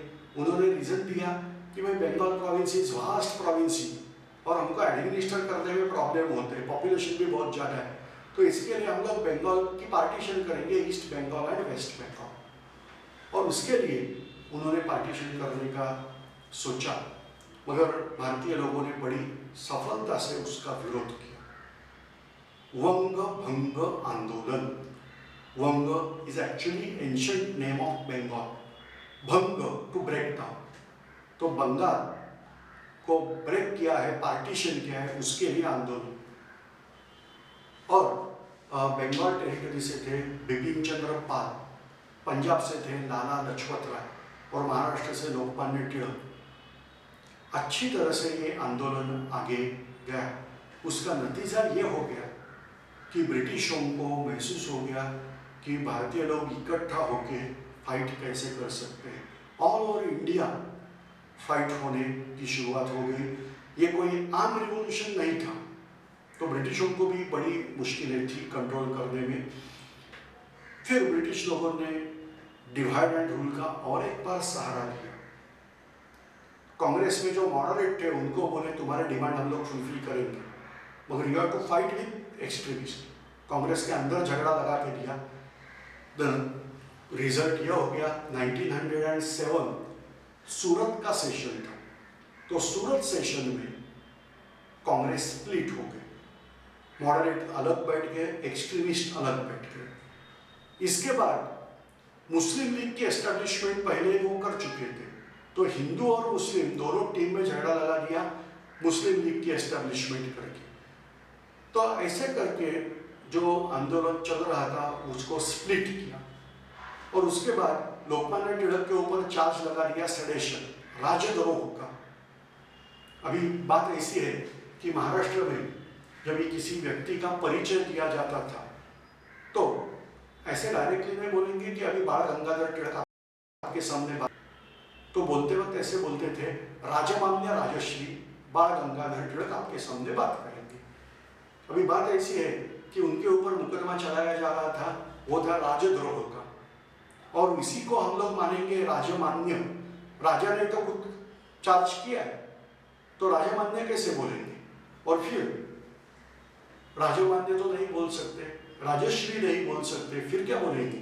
फिर किसी ने बोला कि भाई नो प्रॉब्लम, वो राजमान्य नहीं मगर लोकमान्य तो है, और इसीलिए उनको बोला गया लोकमान्य, और यही टाइटल उनके आगे फिर से लगा, वो लोकमान्य तिलक। उनको 6 साल की सजा हो गई, मगर ये सजा उनको पुणे में, वो पुणे में रहते थे, पुणे में नहीं भुगतती थी। उसके लिए ब्रिटिश लोगों की टूर एंड ट्रैवल कंपनी जैसा कुछ तो था। तो मतलब ऐसी बात है कि जब भी म्यांमार, तभी बर्मा बोलते थे, ब्रह्मदेश ऐसा नाम है, ब्रिटिश लोग उसको बर्मा बोलते थे, अभी उसका नाम हो गया म्यांमार। तो जब भी म्यांमार के राजा को ब्रिटिश लोगों ने हारा दिया था, तभी म्यांमार के राजा को पकड़ के महाराष्ट्र में रत्नागिरी नाम की जगह है, वो रत्नागिरी में जाके उसको बंदी बना के रखा था। बंदी मतलब बेड़िया डाल के नहीं, पैलेस दिया था, उसका नाम है थीबा, तो वो पैलेस को बोला जाता है थीबा पैलेस। आप इंटरनेट पे सर्च करके देखिए थीबा पैलेस इन रत्नागिरी, आपको देखने को मिलेगा। अभी लोकमान्य तिलक जी जिनका जन्म रत्नागिरी में हुआ था, रहते पुणे में थे, उनको उठा के म्यांमार में मतलब बर्मा में छोड़ दिया गया सजा काटने के लिए, और 6 साल उनको म्यांमार में मंडाले, ये जगह का नाम है, मंडाले में जाके रहना पड़ा। तो ब्रिटिश लोगों ने ये डिवीजन तैयार किया, जिसमें अच्छी तरह से देखेंगे तो हिंदू मुस्लिम डिवाइड करके डाला है, कांग्रेस में मॉडरेट और एक्सट्रीमिस्ट करके डिवाइड कर डाला है, फिर तिलक जी को जेल भेजा गया। इसके बाद धीरे धीरे ये सब एक्सट्रीमिस्ट एक्टिविटी खत्म हो गई कुछ समय के लिए, क्योंकि लोकमान्य जी अभी 6 साल के लिए मंडाले में रहने वाले थे। उधर बैठ के उन्होंने 2 किताबें लिखी, एक का नाम है गीता रहस्य और दूसरी का नाम है Arctic home in वेदांस। Lokmanya Tilak ये मैथमेटिशियन थे, बहुत अच्छे मैथमेटिक्स था उनका, और फिर हम लोग जो बोलते हैं पंचांग मतलब हिंदू कैलेंडर, उसका उनका खुद का बहुत बड़ा अभ्यास था। ये गणित में जो लोग एक्सपर्ट होते हैं, मुझे बहुत डर लगता है उनका, वो गणित करके क्या प्रूव कर सकते हैं पता नहीं। इन्होंने भी कुछ प्रेडिक्शन किए हैं, आप ज़्यादा जानकारी लेंगे तो आर्टिक होम इन वेदांस ये बुक पढ़ के आप जानकारी ले सकते हैं। तो ये विधायक कार्य उन्होंने किया, और वो 6 साल सजा काटने के बाद भारत में फिर आ गए। अभी माहौल था पहला विश्व युद्ध शुरू होने जा रहा, फर्स्ट वर्ल्ड वॉर, और उसमें भारत का रोल, भारत की भूमिका क्या हो। लोकमान्य तिलक बोले प्रतियोगी सहकारिता, ये वर्ड बहुत इंपॉर्टेंट है। प्रतियोगी सहकारिता मतलब कैसा है कि ब्रिटिश लोग अगर हमको कुछ दे रहे हैं तो हम उनके साथ सपोर्ट करेंगे। अभी ब्रिटिश लोग बोल रहे थे हमारी लड़ाई साम्राज्यवाद के खिलाफ है। इमेजिन, ब्रिटिश का खुद का साम्राज्य था और बोल रहे हमारी लड़ाई साम्राज्यवाद के खिलाफ है। तो ये बोले ठीक है, पहले साम्राज्य आपका डिसॉल्व करो, भारत को स्वतंत्रता दे दो, स्वतंत्र भारत इंग्लैंड के साथ लड़ेगा, साथ साथ लड़ेंगे साम्राज्यवाद के खिलाफ। तो ब्रिटिश लोग इसके लिए बैठे नहीं थे। ब्रिटिश लोगों ने भारत को ऐसा आश्वासित किया कि आप युद्ध में हमारी मदद करो, हम लोग युद्ध खत्म होने के बाद आपको बहुत अच्छी चीजें देंगे, कुछ अजीब अच्छी सुधारणाएं हम लोग देंगे। अभी इसके पहले ब्रिटिश लोगों ने भारत को सुधारणाएं दी थी, उसको कहा जाता है मोर्ले मिंटो रिफॉर्म्स। तो मोर्ले मिंटो रिफॉर्म्स में हमारे लोगों को कुछ तो क्या बोलते हैं हम लोग रिफॉर्म्स मिले थे, मगर वो उतने अच्छे भी नहीं थे। हमको पार्लियामेंट में बैठ के सवाल पूछने का अधिकार मिला था, मगर जवाब देना मैंडेटरी नहीं था। सो आप मंत्री महोदय को सवाल पूछ सकते हैं, मगर मंत्री आपको जवाब देगा या नहीं देगा वो अलग है। ऐसे करते करते ब्रिटिश लोगों ने अभी बोला आपको और सुधार देंगे, और फिर युद्ध में हमारी पूरी मदद ब्रिटेन को हो गई। ऐसा बोला जाता है कि ब्रिटेन पहला वर्ल्ड वॉर जीत पाया वो भारत ने की गई मदद, जो सहकार्य भारत ने दिया था उसके हिसाब से। हमको पता ही नहीं था हमारा सहकार्य इतना अनमोल है कि हमारे सहकार्य से कोई विश्व युद्ध जीत पाएगा, क्योंकि हमारी ताकत है हमारा पॉपुलेशन। पहला महायुद्ध या पहला विश्व युद्ध ब्रिटिश लोग जीत पाए, उसके लिए भारत का सहकार्य अति अनमोल था। मगर ब्रिटिश लोगों ने युद्ध जीतने के बाद भारत के साथ जो व्यवहार किया वो थोड़ा अजीब सा था। तो जो पहली चीज है वो भारत को स्वतंत्रता के लिए कुछ भी मिला नहीं। इसमें युद्ध खत्म होने के बाद रिफॉर्म्स मिले, उसे बोला जाता है मॉन्टेग्यू चेम्सफोर्ड रिफॉर्म। फिर नाम लेता हूं, उसे बोला जाता है मॉन्टेग्यू चेम्सफोर्ड रिफॉर्म्स। इसमें भारतीय व्यक्ति मंत्री पद तक जा सकता है ऐसे दिया, भारतीय लोगों के हाथ में मंत्री पद दे दिया, तो ये बड़ी अच्छी बात है। मगर वो जो मंत्री मिनिस्ट्री मिल गई, वो मिनिस्ट्री उतनी ज़्यादा इंपॉर्टेंट नहीं थी, ना थी defence minister, foreign minister, finance minister, home minister, तो ऐसे मिनिस्ट्री हमारे हाथ में मिली नहीं। कुछ तो नॉन इम्पॉर्टेंट होती है, ऐसी चीज़ें हमारे हाथ में दी गई। मुसलमानों को एक बहुत बड़ा प्रश्न युद्ध में पड़ा था। इसका कारण ऐसा था कि तुर्कस्तान मतलब टर्की जो है, उसका जो सम्राट होता है उसी को ही खलीफा माना जाता है। खलीफा मतलब मुस्लिम कम्युनिटी का सबसे टॉप मोस्ट रिलीजियस चीफ। तो यहाँ पे दोनों पोस्ट एक ही आदमी के पास थी।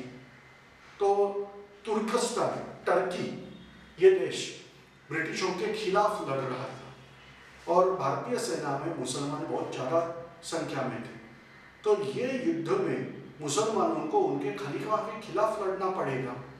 तो ब्रिटिश लोगों ने उन्हें आश्वस्त किया था कि युद्ध का निकाल कुछ भी लगे, अगर हम लोग जीत गए तो हम लोग खलीफा ये पोस्ट को धक्का नहीं लगाएंगे। हाँ, उसको बाकी कुछ भी उसके पावर हम लोग कर्तल कर सकते हैं, मगर खलीफा ये पोस्ट को हम लोग धक्का नहीं लगाएंगे। तो आप बिंदास युद्ध करो, और इसीलिए ये युद्ध हो गया। मगर युद्ध खत्म होने के बाद ये खलीफा को खलीफा पोस्ट से हटाया गया। अब इसके बाद ये खलीफा ये पोस्ट पे नहीं रहने वाले थे। तो ये बहुत बड़ा चेंज ये जगह पे हमें दिखाई देता है कि ब्रिटिश लोगों ने खलीफा ये पोस्ट से खलीफा को हटा दिया। अभी इसके लिए मुस्लिम समाज ये ब्रिटिश लोगों के खिलाफ आ गए, और जो मूवमेंट आंदोलन उन्होंने चालू किया उसको बोलते हैं खिलाफत मूवमेंट। भारत में बहुत ज़्यादा परिवर्तन नहीं हुआ युद्ध के बाद। सिर्फ एक घटना हो गई, वो ऐसी थी कि लोकमान्य तिलक जी का मृत्यु हो गया 1920 में। मगर तब तक उन्होंने फिर एक बार बहुत बड़ा आंदोलन चालू किया था। डॉक्टर एनी बेसेंट ये आयरिश लेडी यहाँ पे आ गए थे। उन्होंने मद्रास प्रोविंसी में ये चालू किया था आंदोलन होम रूल लीग। इसका मतलब है जो नेटिव लोग हैं उनका ही राज रहना चाहिए। लोकमान्य जी ने उसको सपोर्ट किया और वैसे ही नाम का आंदोलन उन्होंने लिया और फिर ऑल ओवर इंडिया फिर एक बार यही चीज हो गई कि हमको आजादी चाहिए। और अल्टीमेटली मॉन्टेग्यू चेम्सफोर्ड रिफॉर्म्स में ब्रिटिश लोगों ने हमको प्रॉमिस दिया, yes we are there to give you freedom, हम लोग आपको स्वराज्य देंगे। मगर कैसे, आप तो अभी कैपेबल नहीं हो रूल करने के लिए, तो हम लोग आपको इंस्टॉलमेंट में देंगे। ऐसे कुछ तो घटना हो गई और इसके लिए भारत में उन्होंने बोला कि हर 10 साल आपको नए रिफॉर्म्स आने के लिए लगेंगे। तो पहले रिफॉर्म्स मोरले पिंटो रिफॉर्म्स आ गए थे, उसके बाद मॉन्टेग्यू चेम्सफोर्ड रिफॉर्म आ गए। मॉन्टेग्यू चेम्सफोर्ड रिफॉर्म के बाद वो बोले अभी 10 साल के बाद आपको और रिफॉर्म्स मिलेंगे, मगर ये जो रिफॉर्म्स आपको मिले हैं उससे आपको क्या क्या फायदा होता है वो देखा जाएगा और उसके हिसाब से और 10 साल के बाद और ज़्यादा रिफॉर्म्स मिलेंगे। तो ऐसे कुछ तो चीज़ें ब्रिटिशों ने हमारे साथ की। वेरी अनफॉर्चुनेट कि यहाँ पे माहौल ऐसा तैयार हो गया था कि अब ये आज़ादी कुछ दिनों का मामला, ब्रिटिश खुद बोल रहे हैं आपको हम लोग आज़ादी देंगे, मगर वेरी अनफॉर्चुनेट कि लोकमान्य तिलक जी का मृत्यु हो गया। उसके बाद अपने हिस्ट्री में चालू होता है वो एरा होता है गांधी एरा। देखो मैं यहाँ पे डिटेल में नहीं ले रहा हूँ, जस्ट रिवाइज कर रहा हूँ। गांधी जी ने कुल मिला के 3 बड़े बड़े आंदोलन किए। मैं चंपारण वगैरह ऐसी बात नहीं कर रहा हूँ, 1920 के बाद की बात कर रहा हूँ। तो पहला आंदोलन उनका है, उनको बोला गया नॉन कॉपरेशन मूवमेंट। वो नॉन कॉपरेशन मूवमेंट बड़ी अच्छी तरह से ऑल ओवर इंडिया चल गए। ब्रिटिश लोग क्या करेंगे, ब्रिटिश पुलिस पकड़ेंगे और आपको जेल में डालेंगे, चलो हम लोग आ रहे, कितने लोगों को जेल में रखेंगे। ऐसे करते लोगों के मन में जो जेल के प्रति डर था, भय था, वो निकाला गया। ये सब गांधी जी का क्रेडिट है। गांधी जी की वजह से ही बहुत कॉमन मैन जो है, सामान्य जन, ये भी आंदोलन में आ गए और उसके रिजल्ट ऐसे हो गए कि ऑल ओवर इंडिया एक बहुत बड़ा आंदोलन यहाँ पे चालू हो गया। मगर चौरी चौरा नाम की जगह है उत्तर प्रदेश में, वहाँ पे कुछ अजीब घटना हो गई और उसकी वजह से गांधी जी ने ये आंदोलन स्थगित कर दिया। ब्रिटिश लोगों ने ये आंदोलन करने के लिए गांधी जी को उत्तरदायी ठहराया और गांधी जी को 6 साल के लिए जेल में डाला गया। गांधी जी ने वहां बैठ के उपोषण मतलब फास्टिंग चालू किया और फिर ब्रिटिश लोगों ने डर के मारे गांधी जी को छोड़ दिया।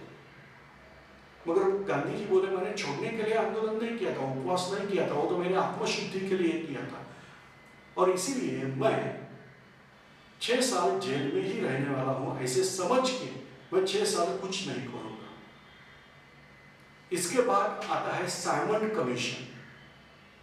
अभी ये जो मॉन्टेग्यू चेम्सफोर्ड रिफॉर्म्स थे, मॉन्टेग्यू चेम्सफोर्ड रिफॉर्म्स से क्या लाभ हो गया भारतीयों को, ये देखने के लिए एक कमीशन अपॉइंट किया था ब्रिटिश पार्लियामेंट ने, उसको बोला जाता है साइमन कमीशन।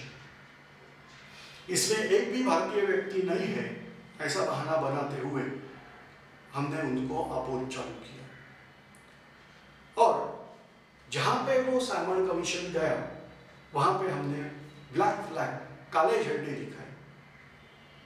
अभी ये लोग देने वाले थे हमको और हमने उनको ब्लैक फ्लैग दिखाना चालू किया। ये आंदोलन भारत भर चला जिसमें पंजाब केसरी लाला लाजपत राय, इनका देहांत हो गया।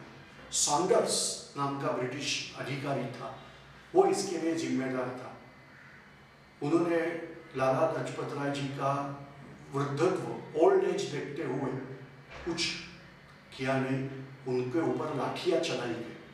हम लोग नॉन वायलेंट थे, नॉन वायलेंट टेक्निक से लड़ रहे थे, फिर भी उनके ऊपर लाठियां चलाई गई और इसके कारण लाला लाजपत राय जी का देहांत हो गया।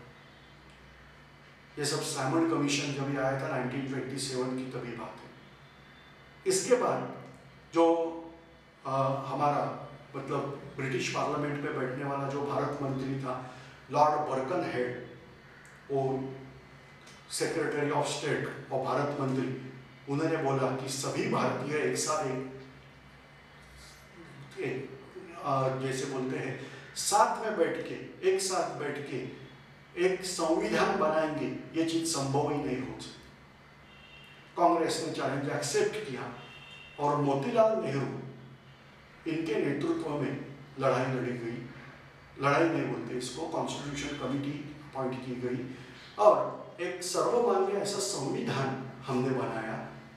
पंडित मोतीलाल नेहरू के नेतृत्व में ये जो संविधान बनाया उसको बोला जाता है नेहरू रिपोर्ट। इसमें डोमिनियन स्टेटस की मांग की गई। डोमिनियन स्टेटस मतलब फॉरेन और डिफेंस, ये डिपार्टमेंट ब्रिटिश लोगों के हाथ में रहेंगे, बाकी सब डिपार्टमेंट इंडिया के हाथ में रहेंगे।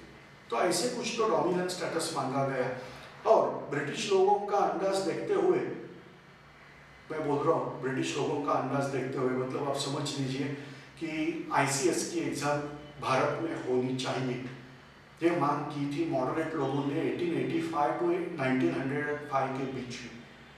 और पहले आईसीएस की एग्जाम भारत में हो गई 1922 में। तो ब्रिटिश लोगों का शॉर्ट पीरियड कितना लंबा होता है वो पता है, इसलिए उन्होंने दिया कि अभी हमने यहाँ कॉन्स्टिट्यूशन बना के दिया है, आप इसके हिसाब से अमल कीजिए, एक साल के अंदर इसके ऊपर आप डिसीजन लीजिए। So it was time bound, मगर ब्रिटिश लोगों ने कुछ ध्यान दिया ही नहीं। अभी ब्रिटिश लोग कैसे ध्यान देंगे? World was facing recession eight that time, the great depression, आर्थिक महामंदी आ गई थी जब, और ब्रिटिश लोग ऐसे हालत में भारत छोड़ देंगे, संभव ही नहीं था। तो इन्होंने कुछ किया नहीं और फिर हमने डिसाइड किया अभी आप डोमिनियन स्टेटस नहीं ले रहे तो हमको पूर्ण स्वराज्य, दैट इज टोटल फ्रीडम चाहिए। और ऐसे करके टोटल फ्रीडम के लिए हमने फाइट चालू किया।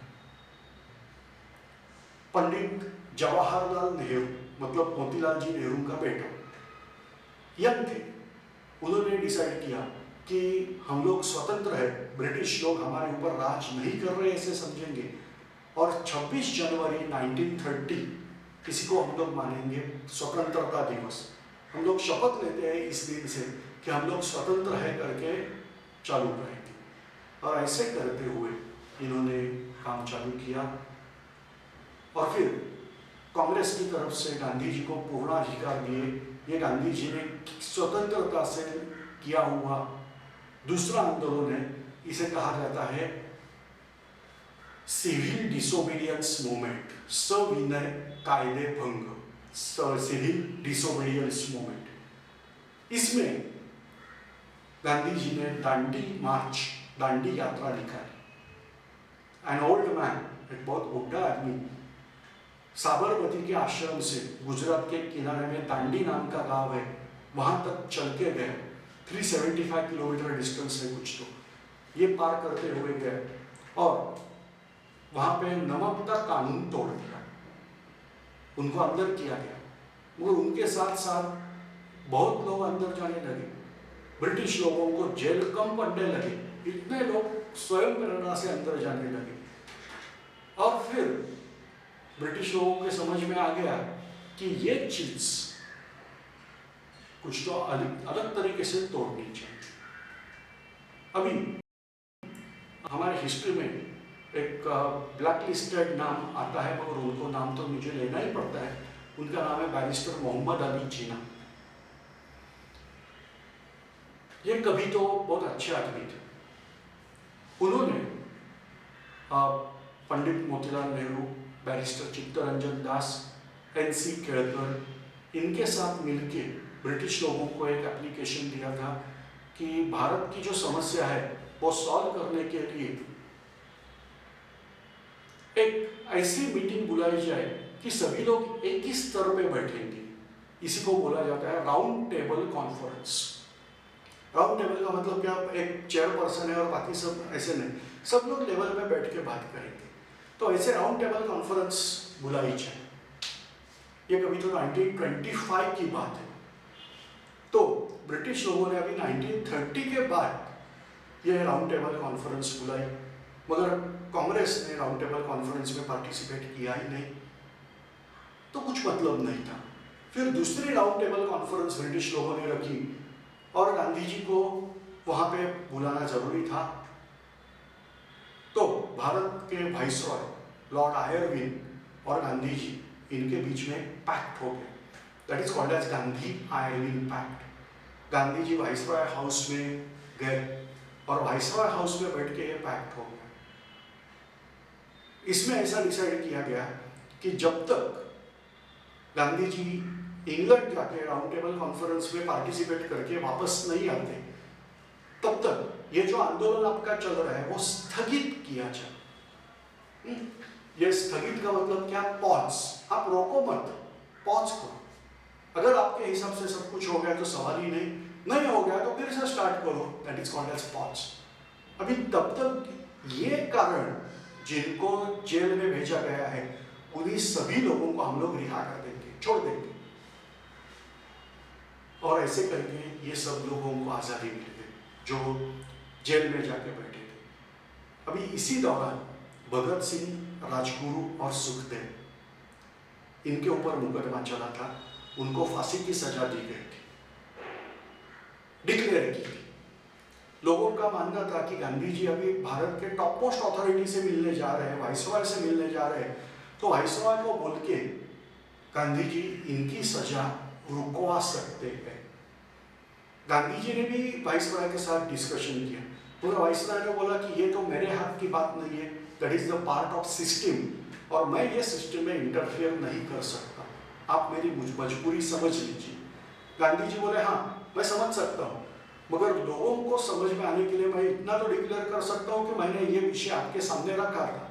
तो वाइसरॉय जी बोले हाँ आप बोल सकते हैं, मगर उसके बाद ये भी बोलो कि वाइसरॉय इसके बारे में कुछ नहीं कर सकते।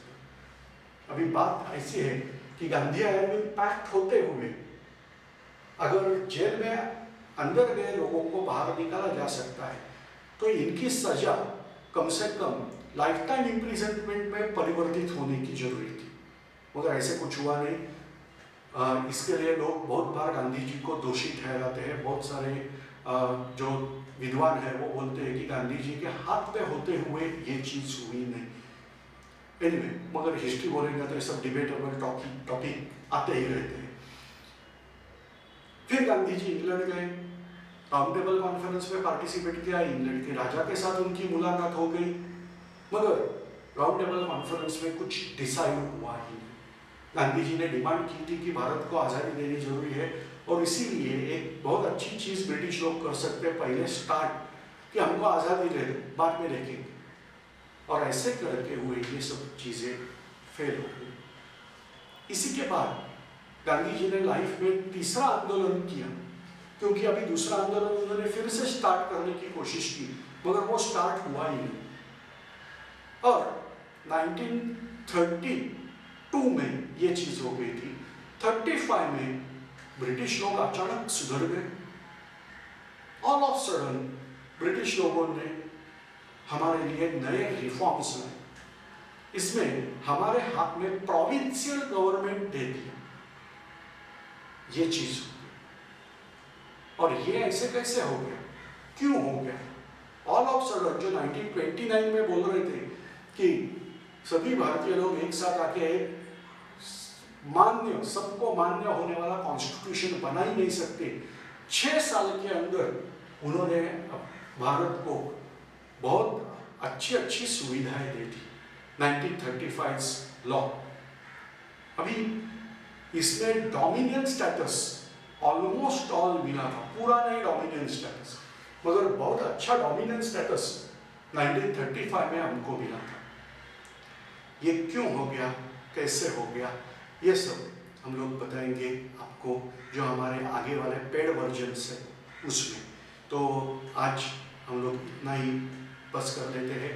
आपको मेरी भाषा समझ में आ गई रहेगी, क्योंकि मैं शुद्ध हिंदी में वार्तालाप तो नहीं कर पाया, मगर जो मैं बात कर रहा हूँ वो आपको समझ में आ रही है, वो पॉइंट्स आपको समझ में आ रहे हैं और टॉपिक में इंटरेस्ट आ रहा है, तो मेरा पेड वर्जन सब्सक्राइब कीजिए। इसमें 10 घंटे में हम लोग पूरा नेशनल फ्रीडम स्ट्रगल रिवाइज करेंगे। Okay, not study in detail. 10 घंटे के अंदर जितना हो सके उतना पार्ट, क्योंकि ये जो लेक्चर मैंने लिया है उसमें सब पार्ट तो बिल्कुल कवर हुए नहीं है। आर्म रिवोल्यूशनरिस्ट पार्ट बाकी है। इसके बाद वो जो नेहरू रिपोर्ट हुआ था उसमें क्या क्या हो गया, ऐसे बहुत सारी चीज़ें बाकी है। बैरिस्टर जिन्ना के बारे में बताना भी बहुत सारी चीज़ें का बाकी है। ऐसे पार्ट होते हैं, तो ये सब स्टेप बाय स्टेप हम लोग करेंगे। 10 घंटे में टोटल नेशनल फ्रीडम स्ट्रगल की हम लोग रिविजन करेंगे। So thanks for listening. धन्यवाद।